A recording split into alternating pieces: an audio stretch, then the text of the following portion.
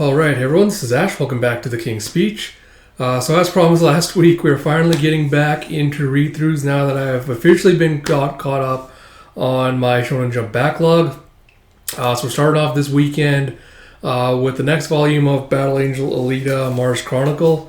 So we got volume 6 here, and then we'll get into the next volume of Black Hammer as well. So I'm going to try to do at least 2 read-through videos a weekend as I slowly ease myself back into it. Because I don't want to do excessively, try to get too many videos and burn myself out again. But yeah, it's been a long time since I've done this. Excited to get back into it. So yeah, let's get into it with Battle Angel Alita Mars Chronicle Volume 6 by Yukito Kishiro. As we have... Good lord. Log 27, Thus Sang Elton John. And you're going to have to bear with me as I've forgotten a bunch of character names and things since last time because it's been so long. We pick up where we left off last time with Cowboy Bro pointing his gun at, was it Gallatin, I think was his name? And he goes, "You really think I'm the kind of man who would meet his end from some measly cowboy's pea shooter? You should be smarter than that. You know your gun can't punch through my armor." He kind of just taps on it with a tonk tonk. He's like, "I still gotta try. I ain't the type to just give up."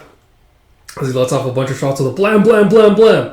As Gallatin kind of just slowly trudges forward. And he goes, "And now, let death be your teacher," as he brings out his giant little whip layout in front of him. And as he does so, you see Cowboy Bro just tossing up this little gas canister in front of him. And as he slices through it, you have the liquid inside the container was antifreeze, ethylene glycol solution. When contained, antifreeze is guaranteed to remain liquid even at minus 50 degrees Celsius. But in the minus 40 degrees atmosphere, the liquid splattered instantly, turning to thick clinging frost. There's a schwa as it just lands on Gallatin's face and blinds him. Gillitin, not Gallatin, Gillitin. It robbed Gillitin of his vision. He's like, "What? What?" You have, "The entire time we traveled, I've been thinking about how I might be able to snap his guillotine belt." And he's like, "And you know what they say, always be prepared." What the hell is this? So he brings out what looks like a hose to kind of it has a rocket launcher tapped onto it. So he pulls out a little grenade pin off it and fires off something.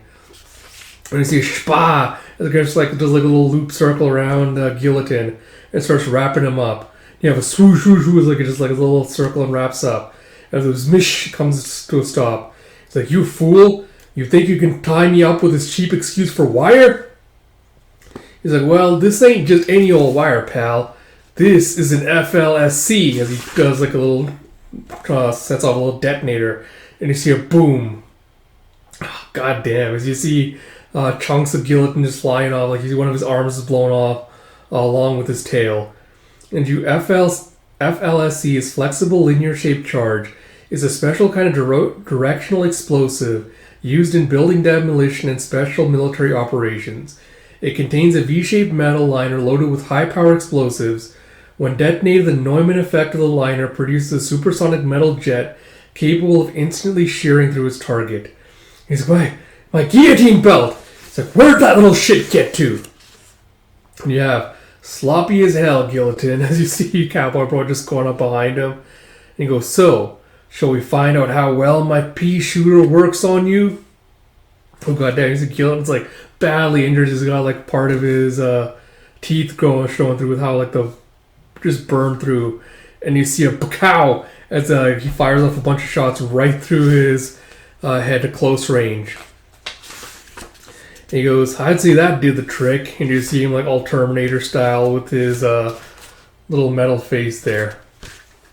And you see, as he's standing there, you see Gillitin was scrunching up his fist as he turns around and punches him. And you see with the flashback, he goes, "See, I don't think it means anything. Why would you want to raise a kid on Mars? It's total bullshit. Remember what Elton John said." Oh, it's Das, that's Cowboy's name. You have Elton John, English singer-songwriter. Das has quoted the 1972 hit song Rocket Man. "Mars ain't the kind of place to raise your kids, it's cold as hell." And you see, I cannot remember what Insect Bro's name was going, that the guy who's saying, is there life on Mars? It's like, close, that was David Bowie. He's like, David Bowie, English singer-songwriter and actor. Rocco is quoting his 1971 song, Life on Mars. He's like, if anything here is bullshit. It's what you're doing, Das.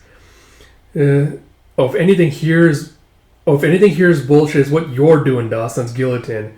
He goes, why would you light a campfire? You know it does nothing for a cyborg. It's like, you're a cold man with no culture, Master Guillotine. If you don't want a hot cup of joe, you won't get one. And you see as Guillotine sends Das flying with a punch. As he leaps through the air, so you see him with a swack as he pulls out like a little chainsaw blade out of his arm or elbow, I suppose. And you see with a gring, as Das just barely managed to block it with his gun, as Guillotine's grinding through it. It's like, Mars ain't the kind of place to raise your kids. In fact, it's cold as hell. And you scream as the blade's almost bitten through Das's gun. It's like, if anything here is bullshit, it's what you're doing, Das. It's like, I know that. I ain't cut out to be a hero. But a grown man can't help himself. He's got to show off in front of the kids. Ooh. And you see that it's cut through the gun and it's now cutting into Das's arm. And as he's doing that, god damn it, bro. You see, as he's doing that, Das uses his other arm to put another of the FLC bars onto Guillotine's face. And he goes, a gift from me, my last bit of FLSC. And he sets off the detonator. Ooh. And you see, as that happens, you see like half of Guillotine's face has just been blown off. And Das just kind of throws his body off of top of him. Because that might have been a little close for comfort. And you see that his body's also almost mostly cyborg, as well as like all of his clothes have been shredded. He's like, better get back. Those kids will be waiting and hungry. And as he's walking, he kind of grabs his cowboy hat and puts it back on. God, Mars ain't the kind of place to raise your kids. But so what? Ain't none of us got a choice in where we're born. Only the right to suck it up and get through it. And you see as like there's a heavy blizzard going on. He stumbles. Is he stumbling? Or that's just his, I don't know. So there's a ship with like, a ship that looks almost like a moth with like its light beam shining on him. And you see, I assume that's Alita's uncle or whatever looking at him through the ship's window. And you see Das kind of looking at his gun, which has been sliced through. And he drops to the ground as he pulls up another one. He pulls up like a short revolver from his belt. And he goes, so go on, girls. Get through it. Live to see the other side. Erica, Yoko. And you see that the ship just fires on him with its gun and just blasts him to shreds as his hat just kind of goes fluttering off in the wind. So you have log 28, true feelings. You have, look at all the airplanes. You have a little like stone outcropping where they're all, where Yoko, Erica, and them all, they're all like sheltering underneath. And he's like, over here! You see like a bunch of church planes coming nearby. It's like Yoko's just like waving to them. And Erica's like, stop it, Yoko, you dummy! We don't want to be spotted! He's like, the Hat Man is taking so long. And you see Erica kind of looking hopeful before she kind of like steels herself with determination. He goes, you keep watch here, Yoko. Tell me if any bad guys come. He's like, aye, aye. She goes up to the woman and goes, Mama, it's like, I'm sure that Das is dead now. They'll find us here soon. We can't escape in the snow, and we'll freeze to death if we spend the night out. And she's like, oh no, what are we to do? And you see Erica just smiling at her with a knee. He's like, hey, Mama? It's like, what is it, Erica? It's like, do you really love me and Yoko? It's like, of course I do. It's like, do you really love us like we were your own daughters? Really, really? It's like, yes, really, really. Is something the matter, Erica? Oh, God. Oh, fuck. It's like, and you would die for your daughters, wouldn't you? She gets like a psychotic look in her face, and she pulls out a little switchblade, and with the shunk just stabs her straight through the chest. And she goes, Yoko and I are going to let the Marquis catch us. It's the only way for us to survive. She's just like pushing down on the blade and driving it deeper in. And goes, and you'll get the blame for all of it, Mama. It's like, you terrifying child. It's like, I wouldn't pull the knife out. It's stuck in your heart. That'll only make the blood flow faster and you'll die. It's like, It's like, tell me now, Mama. Do you really still love me? God. I just got like Yoko on her back. I gotta say, I love my psychotic little daughter. I really do. And as we're walking, I was like, sorry. Oh, she doesn't have Ryoko on her. She's doing like a little rascal pose. I thought the mountain liner's Yoko. But you see Yoko turning around with the, Mama? It's like, Mama, what happened? You're bleeding. It's like, Yoko. And Erica kind of just like says to shush. It's like, I'm sorry, Yoko. Mama's gonna die now. It's like, but why? Mama, you can't die, Mama. She's like, oh, what a miserable end to an insignificant life.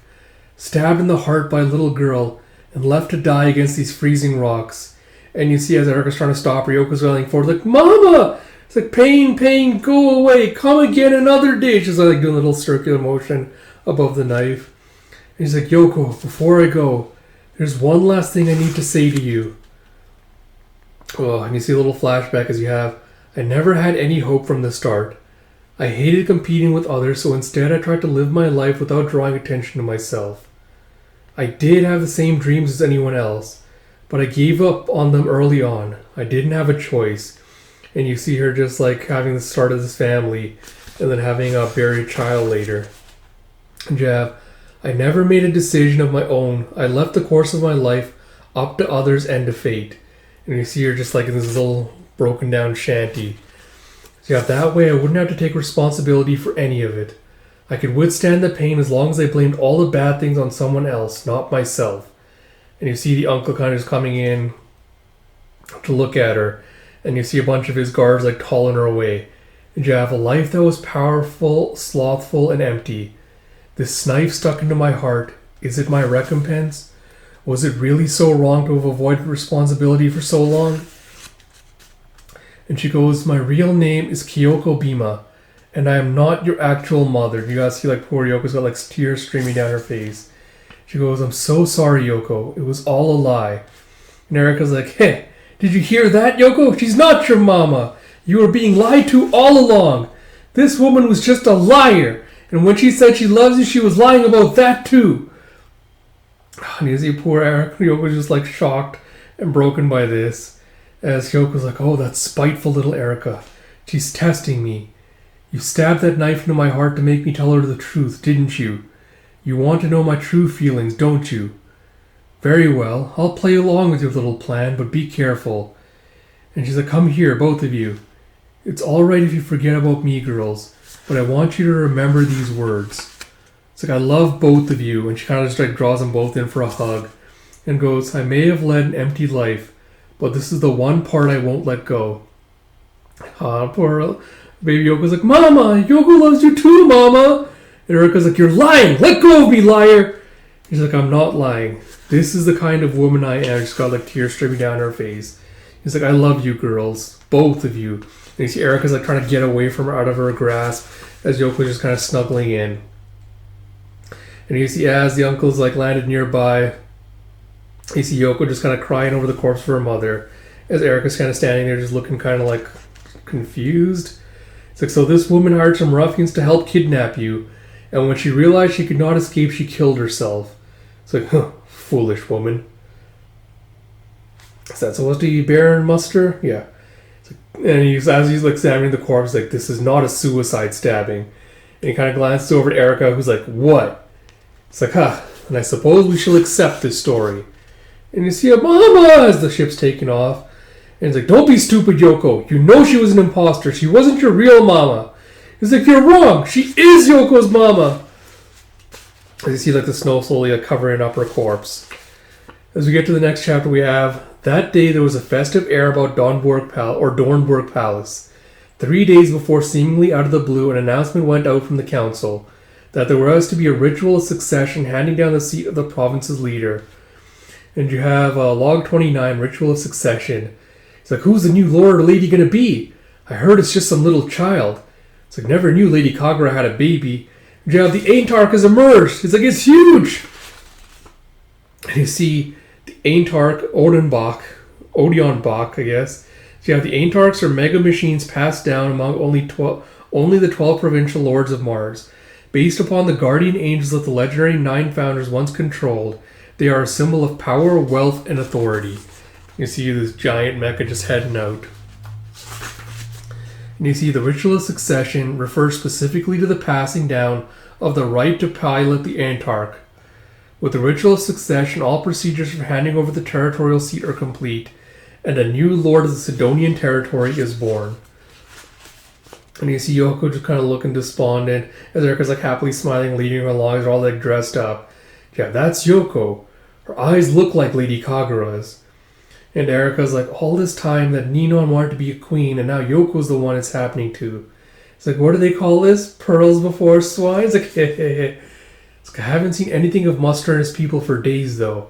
I have a bad feeling about that. And you have, remain standing for the entrance of Lady Kagura. As you see like this, I guess, carriage kind of like bringing up her deformed corpse, or body, I guess. You have, alas, Lady Kagura is ill, and she wishes to take part in the ritual from her mobile bedchamber so as to not pain you with her appearance. And you have this old priest-looking guy going, it is not protocol, but I suppose I must accept. However, my post as high priest requires that I confirm it is truly the lady. And as he goes, he kind of just like jerks back and says, oh! Forgive my reaction. Of course I recognize you, Lady Kagura. Now I will refresh your memory as to the need for succession and the details of Yoko's birth. 13 years ago, the Allied Mars army defeated invaders in the Northern Expedition. Well, what was the cost of this victory? The massive drain on resources weakened the power of the territorial lords and led to the rise of countless petty warlords. Our neighbors in the east, Flammarion, have essentially collapsed in the coup d'etat. To our north is Viltine, said to be the remnants of the invading pirates.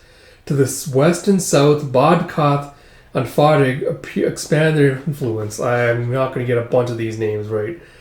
Amid this perilous little map, if you all want to see what's going on. Upon the perilous balance of powers, it is imperative that we restore the strength of Sidonia. Therefore, we must gather our resources and wisdom under a new young leader. You see Erica just like snickering like Muttley, who was like, listen to Marquis making it sound like wise counsel, when he's only doing this for his own pocketbook. It's like, now, in my period of despair, I acquired a remarkable thing, through a confidential source. It's called Enigma Report. Dr. Enigma is Lady Kagura's primary physician and a researcher into the freakish mascotoma condition. This report is a copy of the late doctor's secret research results. He gave a mechanical body to one of the mascotomas, extracted from Kagura, and raised it clandestinely. That gentleman is Yoko. What the fuck, bro? And you see her, as Kagura's kind of like robotic face, bed thing starts to look like rattle. And even Erika's surprised by this. It's like, then Yoko's real mama is... It's like Yoko was secretly raised at an orphanage in Flammarion, but due to the uprising, her whereabouts were temporarily lost, necessitating great lengths to return her to safe custody. As you can see, Yoko is still very young. Therefore, 3 consuls, including myself, shall advise her for the time being, and guarantee the future stability and prosperity of Sidonia. This I swear. It's like, now it is time for the Entarch's ritual of succession. Come to the identification device, you two. This apparatus will measure your microbiome. Microbiome is a tremendous number of bacteria coexist within the body of every living thing, including humans. The microbiome is the collective genetic footprint of those microorganisms. Because the exact distribution of microbial DNA varies by individuals, it is being used here as a form of personal identification. And you see like this weird like squiggly tentacle mass like they put into her mouth to swab it. You have genome scan complete. Verifying microbiome profile. Kagura Dornberg identified. It's like, Your Highness, we have a problem. It's like, my word. It's like, what is it, High Priest? It's like, Yoko's DNA and blood samples are identified as not belonging to the Dornberg bloodline. We cannot continue with the ritual succession. And the uncle's like, what? What does this mean? He's like, Duke Marquis, have you been scheming against us? And you see Erika's kind of like on like defensive mode. He's like, Yoko is not of the Dornberg line? But that's impossible! It's like, let me see! It's like, you must run the test again. And he like pulls it out. It's like, there's clearly some sort of mistake. And Erika's like, stop that! It's like, unhand me, child! There was no problem when I had her DNA tested earlier. And you see it. And he's like, this is most unseemly, Duke Marquis, as the priest just kind of like drops his little staff. He's like, High Priest? God.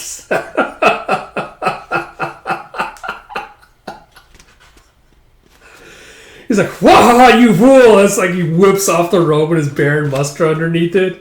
He's like, "Muster, but how did you?" He's like, "It won't matter how many times you have her tested. As I said, Yoko is not Kagura's child." And Erika's like, "What? Then?" He's like, "Intruder! What happened to the guards?"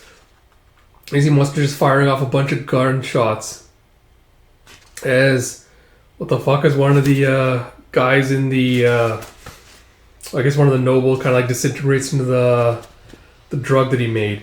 He's like, "Pipe down. My men have taken control of this tower. No one outside will be aware that anything is amiss inside until it is too late." He goes, "Ha ha ha. At last we meet, Kagura." And Jeff, like, "Be gone, you insolent slug. Who are you and what do you want?" He was like, "That will become clear very soon. Now enough hiding in your tent. It's time to see the sun again." Oh, god damn, bro. And he goes and like pulls off the little shade on her bed as you see her kind of like in all of her current glory. And you have a glitter. It's like everyone starts throwing up seeing it. It goes, "Fwah! You're hideous! There's nothing left of the beauty once hailed far and wide as the Rose of Mars." It's like, "Did you all see that? This is the great lady you've been kneeling to for all those years." He's like, "I've had enough of this. Let me out of this place." And as they're all running, you see him just blasting with some rounds as they all just kind of shatter apart. It's like, "Just tell me one thing. The Nigma report, was it all a fake?" And Muster's like, "The Nigma report was real, and Yoko was born from a mascotoma. I simply replaced the mother's name when I handed her over to you." And with a blam, he also shoots him with the drug and shatters him as well. And Javin, "Aye!" as he heads over to Kagura. He's like, You would kill me too?"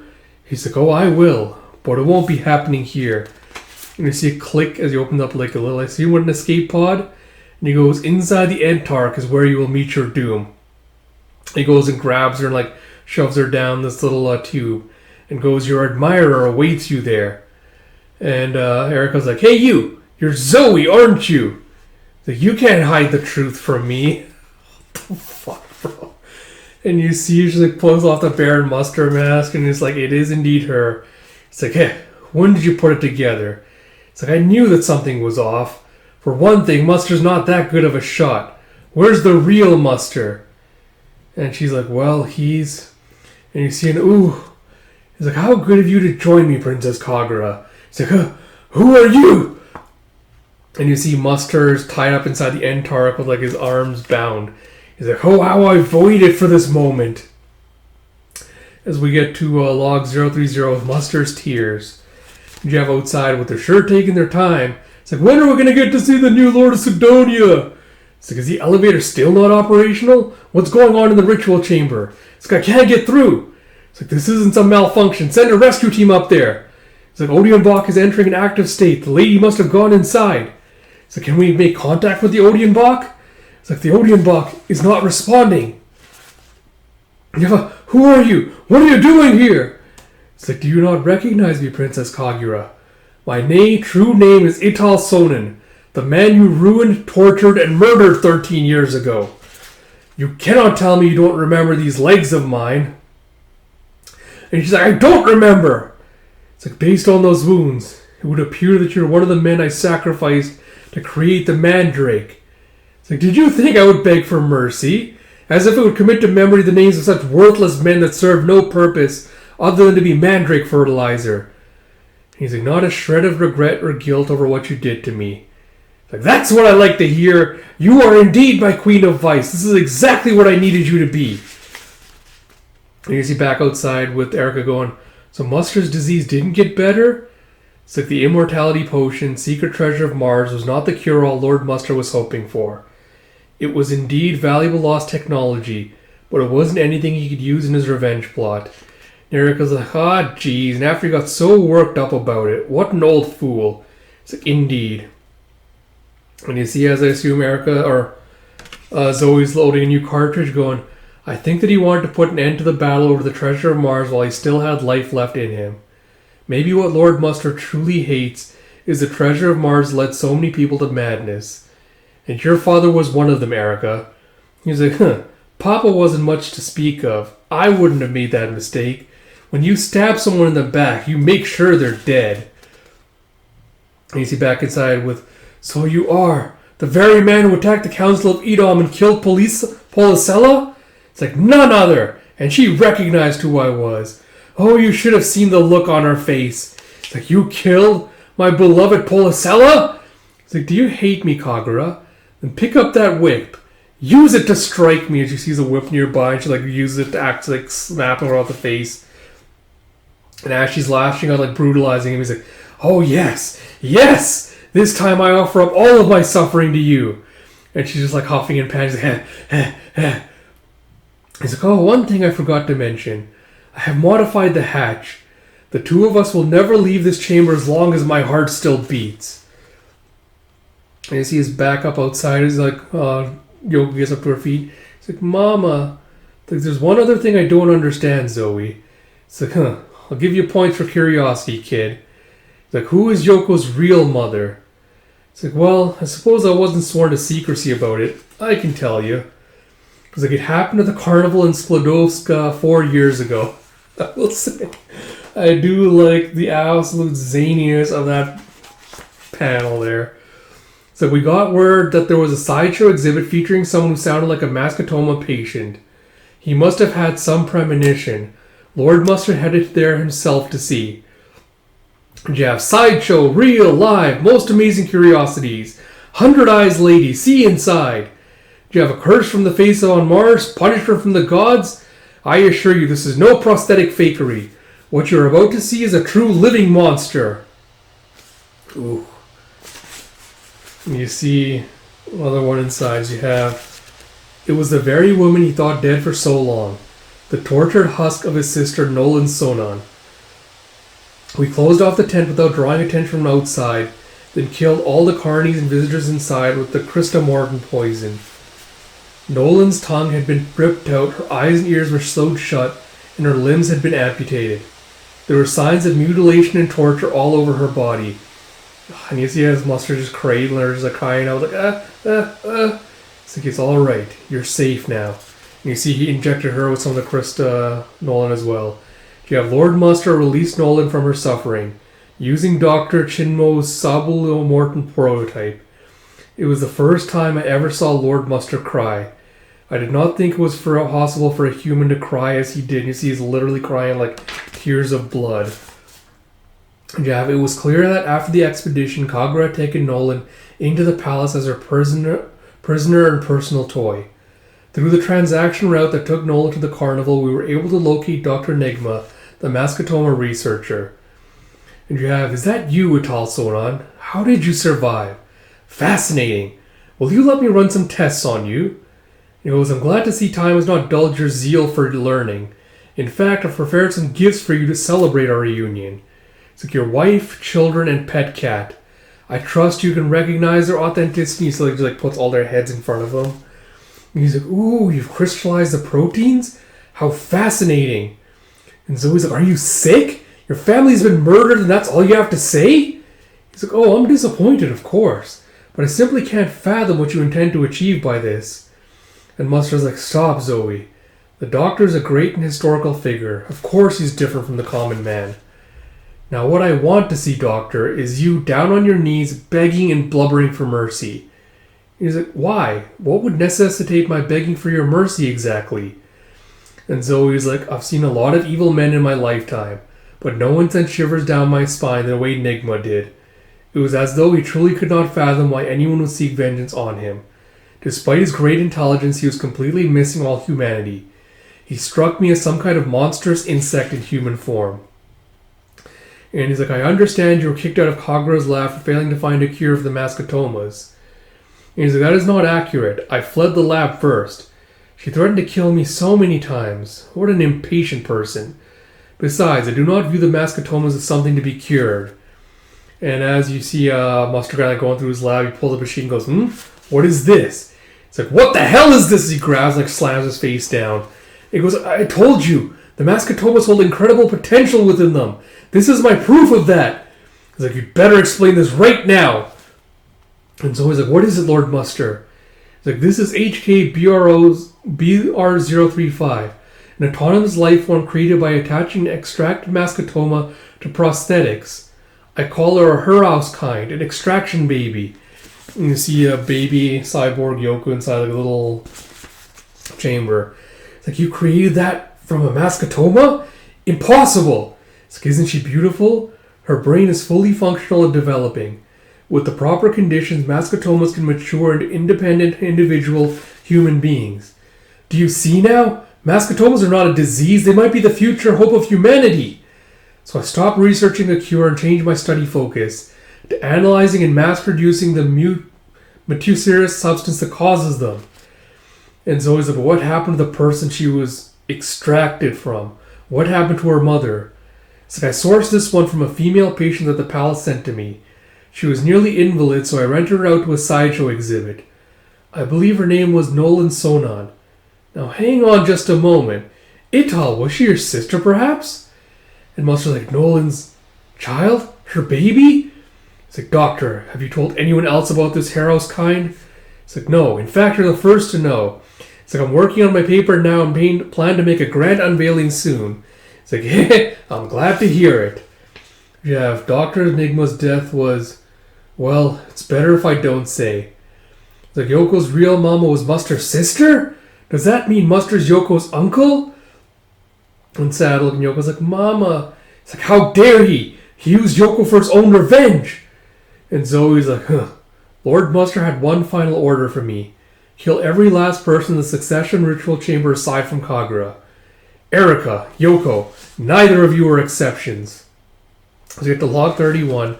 Goodbye, Muster. And you see a crunch in the wood as the shot Joey sends up goes flying out as I guess like the machine kind of tilts.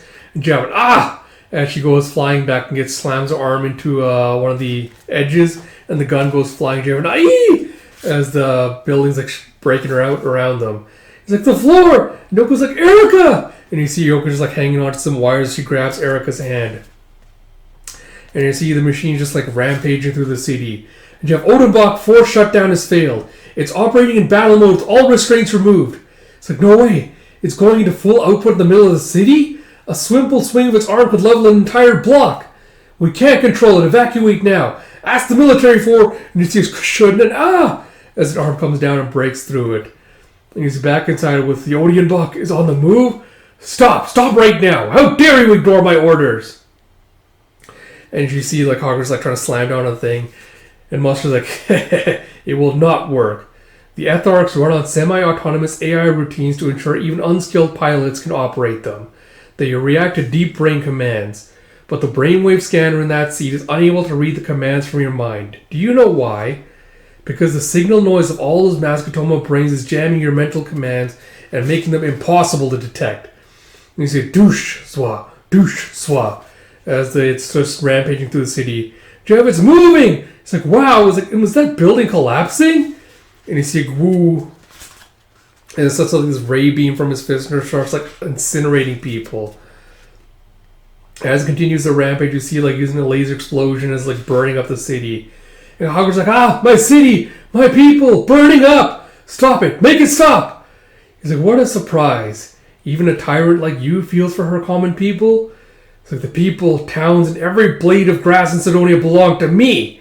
The crime you have committed by damaging them deserves more than 1,000 deaths. And you see on this like little ledge as Yoko, Zoe, and Erika are all watching this destruction. And as you see it, because you see like them like bracing against the impact from like the shockwave. And Zoe's like, I can't move my right arm, must be broken. But I will carry out Lord Muster's order. And she pulls a little switchblade. It's like, this is where you will die. And Erika just bursts out in loud laughter. And Yoko's like, Erika? And he's like, oh, how fun all of this is! The city, the people, everything being torn to bits and stomped to dust. This is Muster's revenge. Oh, it's so fun. It feels so good. I've never had so much fun in my life. And you see her just like tilting back. Yoko's like, watch out, Erika. He's like, why aren't you laughing, Zoe? He's like, what? He's like, I suppose you can't, can you? You can't kill me because you just don't understand Muster. And she's got like this like absolutely deranged look on her face. It's always like, you're just a child. What would you know? It's like, you want to be Mustard's good little girl, that's all. If you really claim that you love Mustard, then you have to prove it by killing him. But it seems like you're too much of a goody two-shoes to do it. She's like, oh, it's like, am I being intimidated by this child? And she kind of drops the blade as she's thinking this. Yeah, there, look at that. And he's like, he pulled it off. It's like, he was a horrible man, but he pulled it off. Goodbye, Muster. I hated your guts, but I really respect you. Assume she's seeing the machine starting down, and you see inside his Cogger's like wrapped her whip around Muster's neck, is choking him. He's like, die! Would you just die already? He's like, oh, ecstasy! I feel your hatred through my entire being.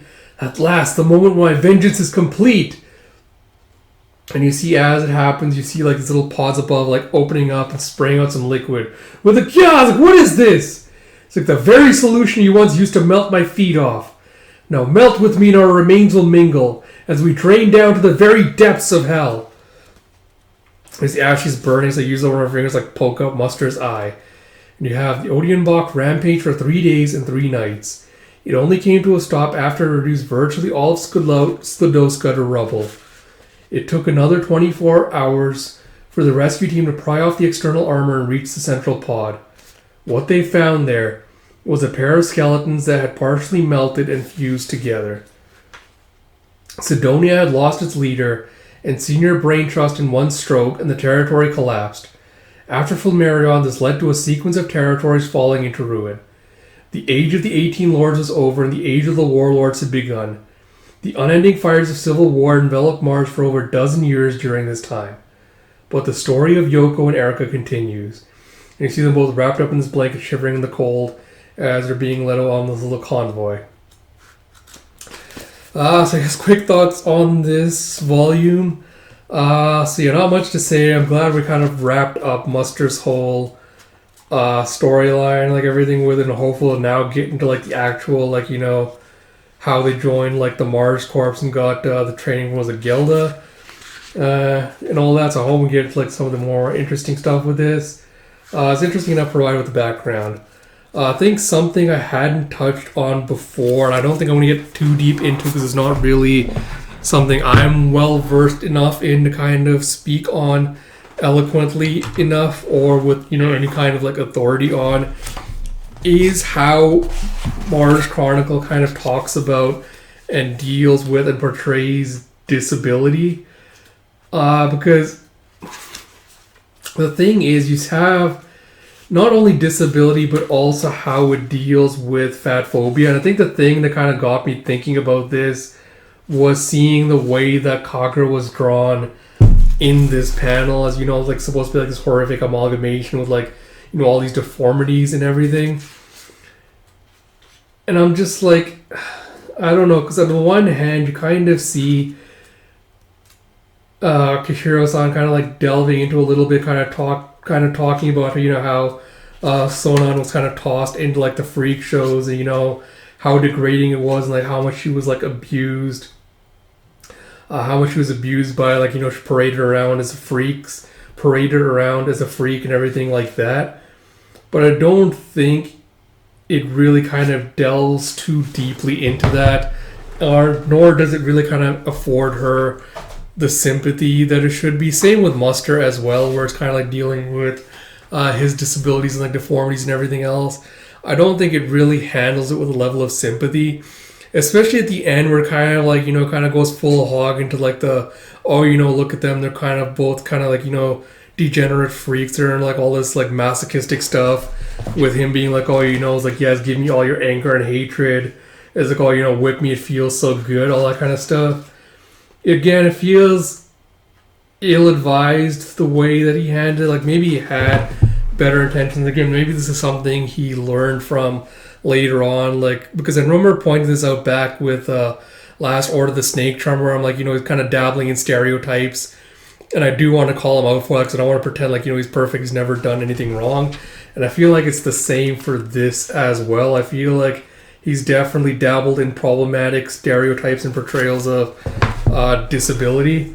But like I said, it's not something that I personally could speak very eloquently on, or if I did want to, I'd have to do a lot more research on it, I think, before I spoke on it at any greater length. But I did kind of want to point that out as like my sole, I think, kind of critique, or my major critique, at least of this volume. Apart from that, again, I think I have more fun with Alita when it kind of leans into the campiness, where you have, like, you know, Zoe as Muster as the High Priest, like, whipping off his drum, being like, yes, it was me, Muster all along, and then Erica being like, it's you, isn't it, Zoe, and just, like, how much she's, like, reveling in it. So I think those aspects of it really work well. And then the aspects where it tries to get, like, more serious, I don't know, I feel like, again, I've said this in previous volumes, I feel like he definitely has some issues with the tonal inconsistencies when he kind of tries to swap back between, like, the humor, the seriousness, the camp, between all of this, and I don't think he always manages it perfectly. So I think that's, again, something he needs to try to kind of find, like, a better balance with. That said, I don't know if it's going to be a controversial take to say I think I find Erica to be a significantly more compelling and interesting character than Alita or Yoko. I don't know, I love how psychotic she is, and I just love how she's kind of like reveling in all the pain and misery all surrounding her. So I really, really do like that. Really looking forward to kind of seeing more of that. But yeah. So with all that said, I hope you all did enjoy this video. If you did, please, like, comment, subscribe, all that good stuff. Like I mentioned, read-throughs will hopefully be back now going forward. I'm going to try to do at least 2 a week going forward. Like I said, I'll be rotating through them like I did before. So lots of stuff to look forward to. Like, comment, subscribe, all that good stuff. And until next time, this is Ash. I'll talk to you all later.